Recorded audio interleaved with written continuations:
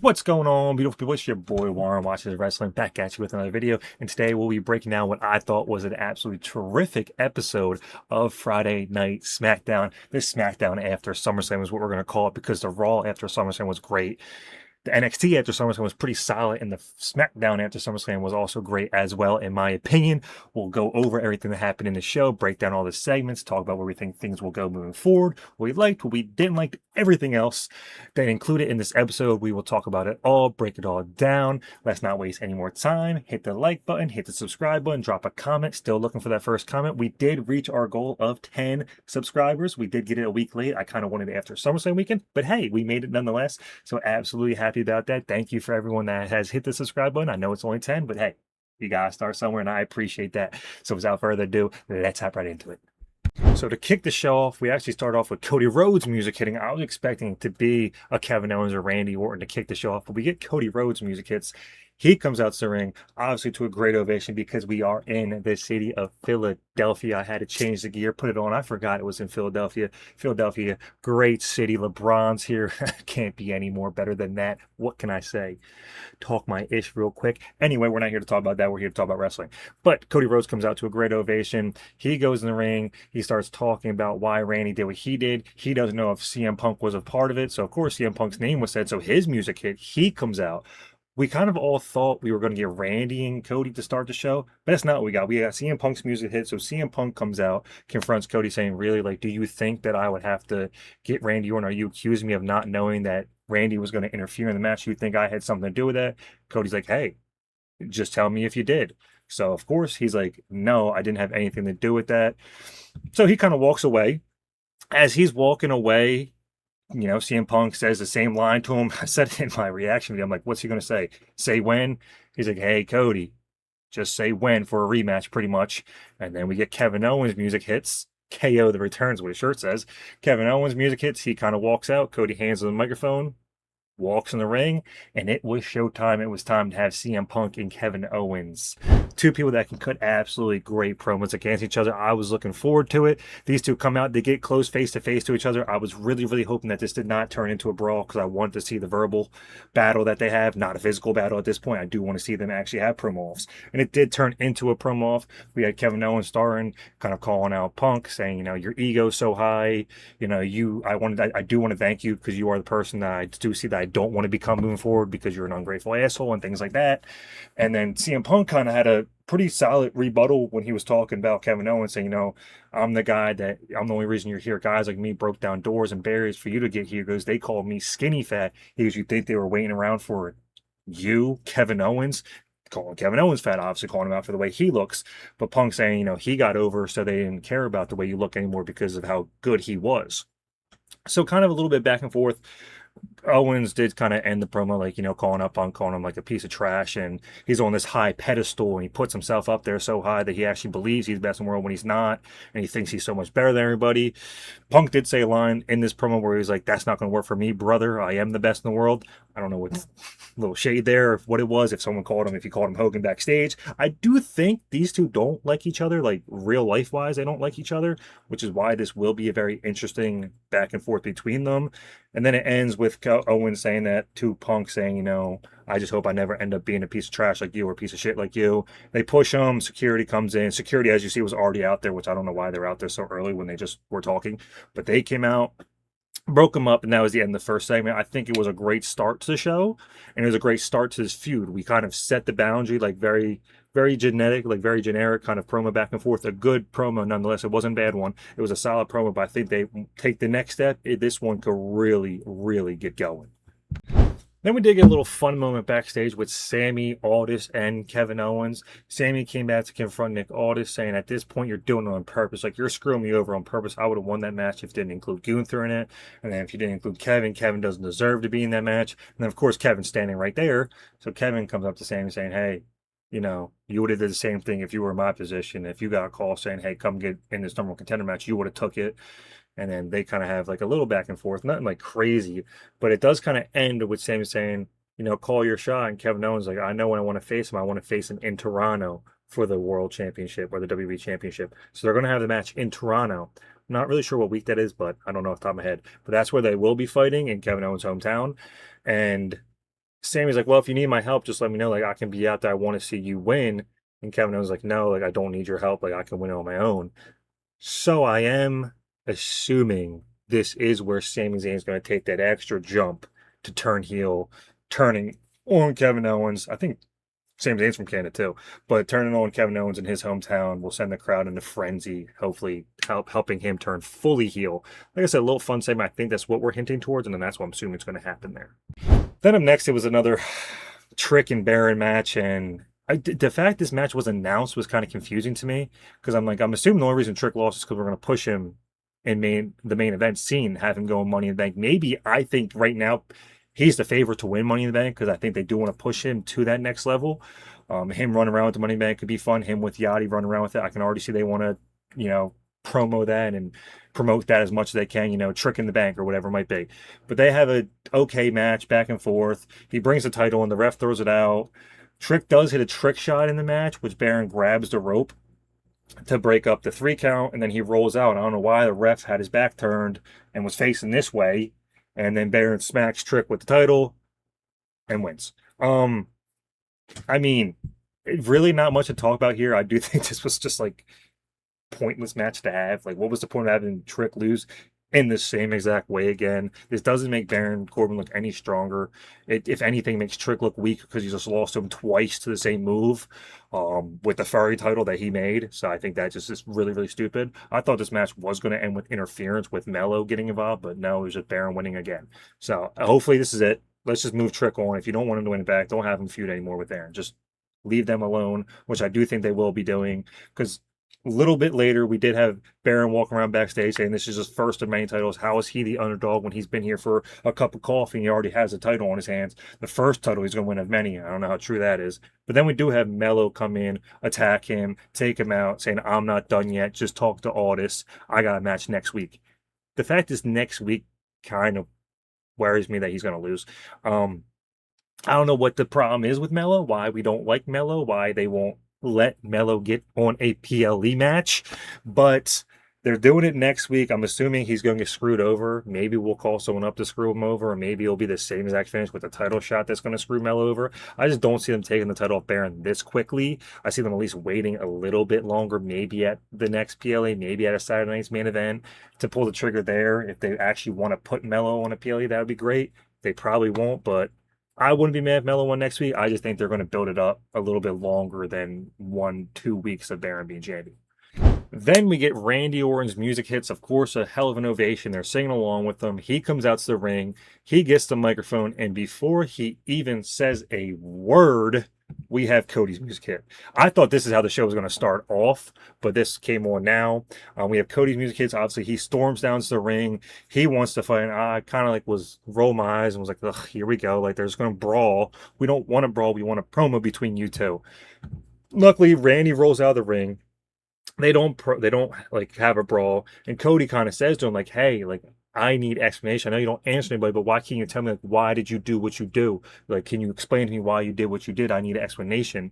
So Randy kind of goes off with his Randy cadences. This promo was terrific. Before I didn't get into it, but Randy kind of goes back at him saying, "I need to explain myself to you. You're the one who wanted me to be the best version of myself to take you out. You're the one who allowed me to be the best version of myself, the killer of myself. You're like, you allowed me to be this person that I've become. You wanted me to become this." He goes, it kind of ended saying, the best version of me, no, the best version of me is not what's going to beat you. It's the worst version of me that will beat you. And then he kind of went on to say, he goes, I don't care about, who has the title. I'm going to take the title from whoever has it, which Cody did have a good response. He goes, then why would you take me out, dumbass? Like, why would you take me out? If you wanted the title, why wouldn't you help me win, then fight me for the title? Now you want to feud with me when I don't have the title. Like, that kind of doesn't make sense. It is kind of backwards here. That's aside. Great, very intense promo here from Randy. Cody, like I said, had a great rebuttal. These two clearly have great chemistry. We should have did this on the road to WrestleMania, but Cody gets the mic back and kind of goes off, and then goes, Randy ends his promo saying, Randy, like, look around. You call yourself the legend killer. You're the last legend left. So someone has to kill you. Great end to the promo. Terrific, absolute promo work between these two. Both were in their A games. Like I said, great segment. It's bittersweet to have this segment because we could have had this on the road to WrestleMania. We should have had this on the road to WrestleMania, but instead we got bullshit. We got Pat McAfee. We got Jelly Roll. We got nothing good and no actual good segments between the two other than the Randy heel turn. That was it. But this segment itself was better than that whole build that we had to WrestleMania. This segment alone was better than all that. So I would say definitely go back if you can watch this. Cody also did say, and like Cody had a great promo. He was on his A game as well. But during his promo, I forgot to say, he was saying, he goes, I don't have the title anymore. What makes me, I don't have to be the good guy. Are we hinting towards a heel turn? Maybe. I don't think WWE has a balls to make him heel, especially when Randy sounded like a heel during his promo as well. But they're both like in that situation where they can cut a promo as a heel and still be over with the crowd. They're both going to be super over with the crowd no matter what they do. But Cody said that during his promo, so I think people are going to be like, oh man, Cody's going to turn heel. I don't think he's going to turn heel. I do think that these two are going to have a great feud. This was an absolutely terrific start to the feud. Then it was time for the Chelsea Green Championship celebration, which was very, very, very short-lived. This segment, not the segment, but the match and everything, I was not too fond of. Now, when she came out with her gear on, I was worried. I was kind of worried because I'm like, please don't tell me she's going to have a match with whoever they want to bring out and feed her to, whether it be someone returning, someone debuting, Nia Jax eventually, whoever they were going to throw out there. I was like, please don't have Chelsea lose right now. Like, as over as she is, do not have her lose this title in the first match. That's not the case. She came out. She wanted to thank everybody for being behind her. She loves her fans, how they support her. They're the only reason she's here. Really simple, to the point promo. She does call out Tiffany. She wants to bring Tiffany out to, thank her. So she brings out Tiffany. She's like, sorry for pushing you off the ladder. And then Tiffany's like, I wanted to talk to you about that. So as they are about to have their little breakup feud, we did have Fatal Influence come out, which did intrigue me. I was completely oblivious here at first because they came out. I was like, oh shit, like we could set up JC versus Chelsea. But I was, oblivious to the fact that Tiffany is also the United States champion because I've honestly kind of forgot she was. But JC was calling out Tiffany. She's the one that beat her for the qualifying match, so JC wants to go after Tiffany to take her title. Even though, based on how the match went, I think she has a good chance to go after Chelsea, in all honesty. But they come out, they cut their promo. JC's like, I want that title from you. You were Tiffy, 2 belts is what you wanted, but I'll take the last one off you, so you're Tiffy, no belts. I do think Fatal Influence is still over, and they have it completely in the bag. But they challenge them to a match, and Tiffy and Chelsea were like, okay, we'll challenge you for the tag titles if you guys win, I'll put the U.S. title on the line next week against JC. Obviously, as you see, they're in their gear as well. So that's the match that we have. They go on, they have a okay match. And towards the end of the match, we see Chelsea tag in. She goes to kick, I think it was either Laney or someone on the outside. Tiffany's there, so JC's trying to hit Tiffany with a rolling encore. She hits Chelsea. She goes back in the ring, and they hit her with the fatal end or something. It's a pretty decent name. Fatal end was a good move.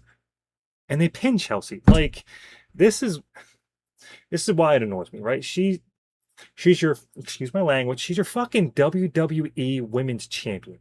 She's your top champion. I understand she's Chelsea Green, I get that. But she's your top champion. She should not be the one getting pinned. Also, you are setting up for a match against Tiffany next week. Why is Chelsea taking the pin? Please, someone explain that to me. This moment, it just made me annoyed because I'm like, I understand her character, but she should not be the one losing here. You literally have the mid-card champion that is in the match with JC next week. Have her lose, and then have Chelsea not save her so that can cause a divide there. I'm not going to harp on it forever, but it annoyed me. Your champion for 1 week should not be a pin eater. It's stupid.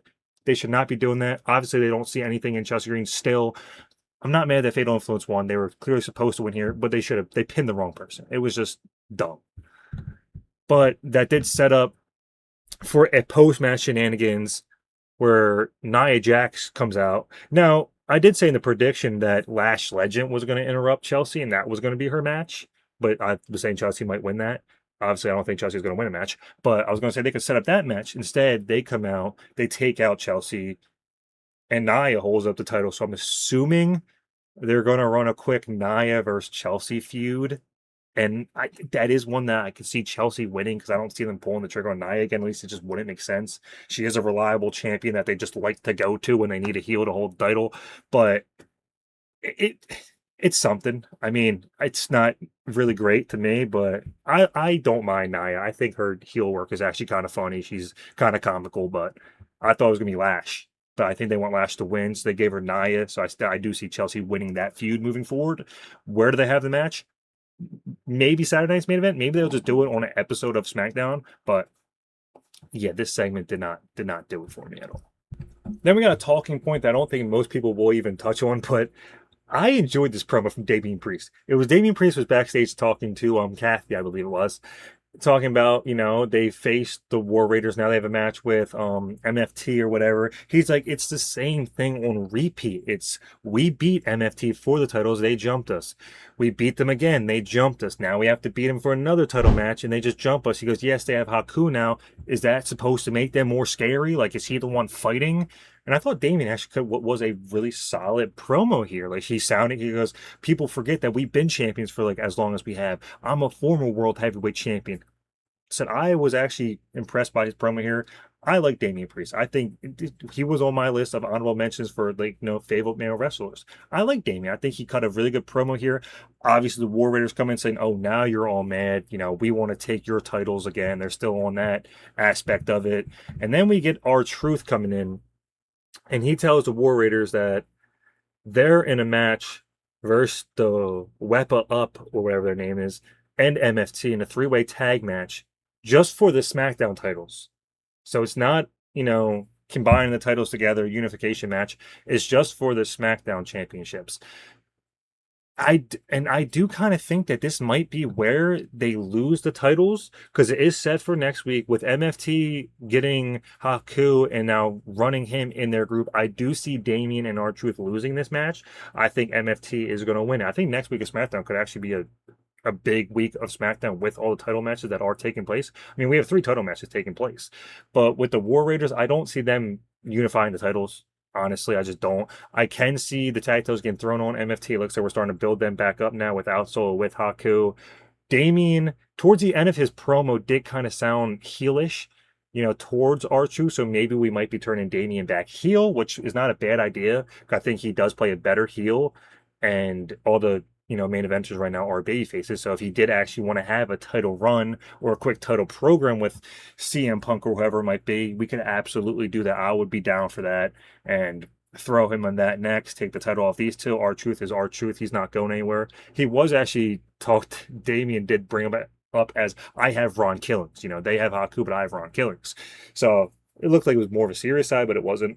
But I do see Damien moving on to better things. These titles are going to get taken off them, and I think MFT is going to win the titles next week. So this way we get the titles off them, and the War Raiders can go do their own thing. And hell, we might have MFT go down to AAA to feud with the War Raiders.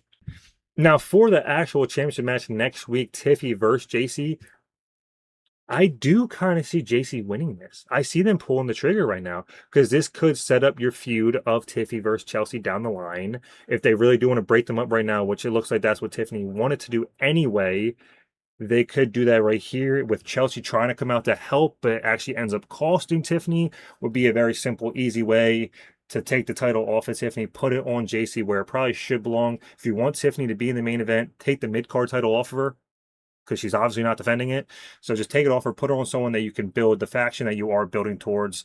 Think it's not a bad decision right here next week to pull the trigger on JC, have Fatal Influence dripped in gold, and have JC go be the king of the mid-card, actually feuding with mid-carders, and have Tiffany go on to feud with Chelsea eventually after Chelsea is done with Nia. Then we had some solid, vignette video packages going on here. We had Nikki Bella cut hers against Paige, and they did kind of announce that Brie is hurt in this. But Nikki was saying, I let you step in my spot to tag with my sister, and then you're the reason my sister got hurt. You clinged on to her to be relevant, but I'm the only reason that you're back in the WWE and in the position that you're in. Kind of setting up to their feud going forward. Nothing really crazy, but just solidifying this is the feud, and sadly solidifying that Brie is injured. And then we had Shinsuke. This one was very interesting. One, we haven't seen Shinsuke in I don't know how long. but he cuts a promo against the Tongans. So I guess that's his first feud will be against the Tongans. But he said, I'm not coming alone. I have a partner.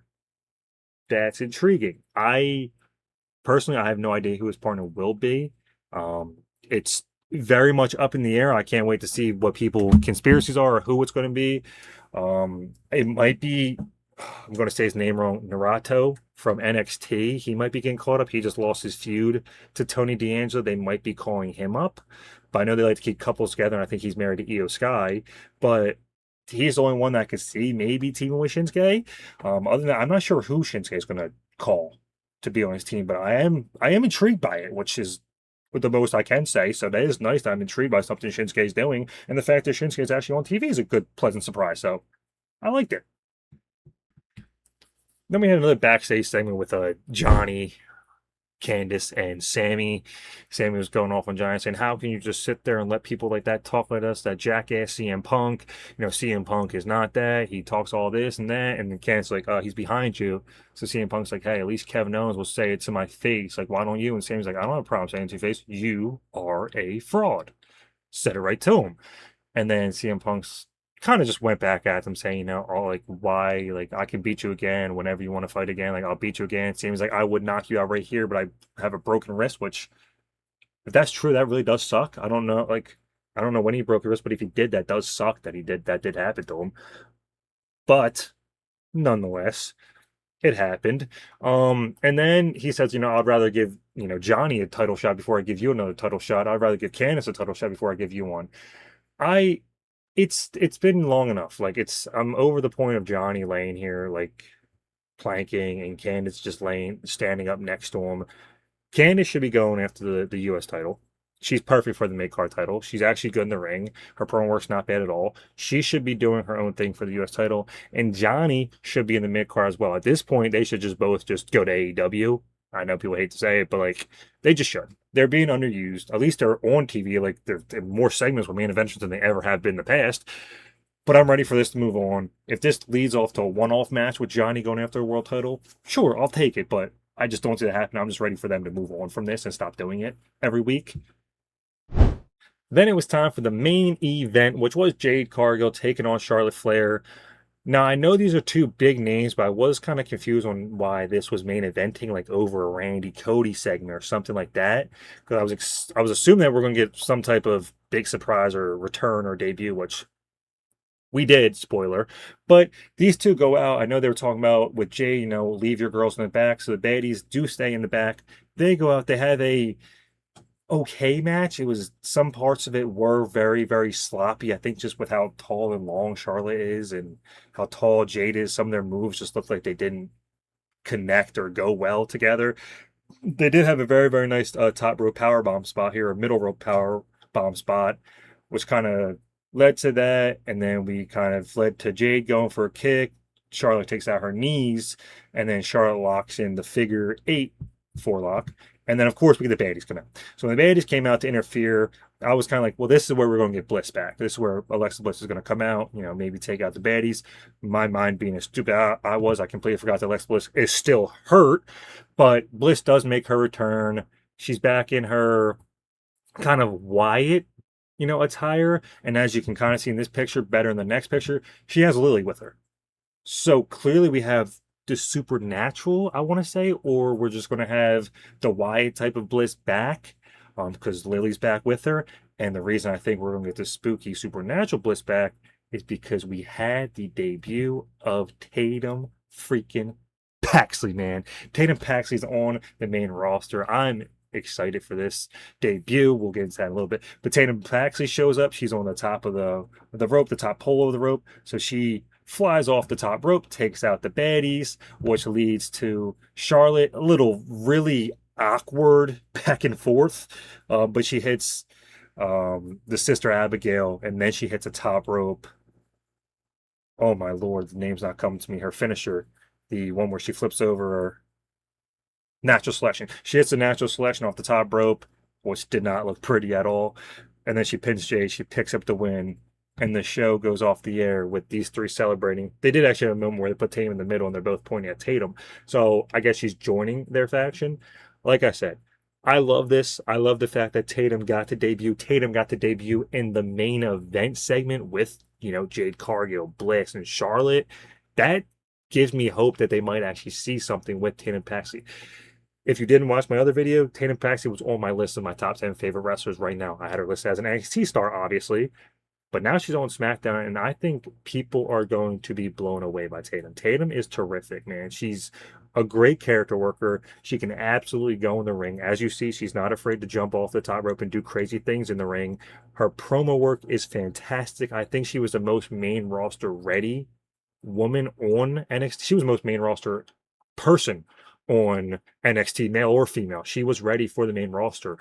I was thinking she was going to come up with Lyra, but teaming her up with Bliss makes absolute sense as well. She was a partner with Lyra, which is why that people were kind of connecting those dots. But her coming up with Bliss, I'm not gonna lie, caught me off guard. I was not expecting that at all, like in the slightest. It makes sense because she is like a spooky character, as you can tell by her attire. She has like that kind of spooky gimmick to her, but she's terrific, and I'm glad that she got caught up in this spot. And I'm assuming her and Bliss are going to kind of be together and might start that divide between Charlotte and Bliss. They work very well with each other. I don't know how long the three of them will be together because it looks like Bliss and Tatum will team up. So maybe they will go the heel route because it looks like Bliss was more of the heel here, and we can keep Charlotte babyface because she is over with the crowd right now, which is the first time in maybe ever that she's been over with the crowd, naturally over with the crowd, not forced. But great way to end SmackDown and great way to end the show. Like I said, I think this show was terrific through and through. I thought it was an absolutely terrific show, and I have no complaints about it. I think the show ran very, very smoothly. I think the main event hit home, hit all the points it was supposed to hit. And all in all, like I said, this week of wrestling has been absolutely terrific. I love SummerSlam. Raw was great. NXT was good. And now SmackDown hit home to finish the week off super strong.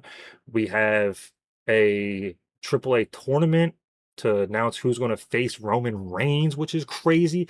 So WWE is absolutely cooking right now. So it's a great time to be watching WWE. But this episode of SmackDown, like I said, hit home in all aspects. The only part of the show that I didn't like was the Chelsea Green part, which I'm not going to continue to harp on it forever. But the rest of the show through and through was a good show. Well, and Trick wasn't that great, but everything else was pretty damn solid of the show. So good episode of SmackDown. It's been Warren watching wrestling. Y'all stay beautiful, world.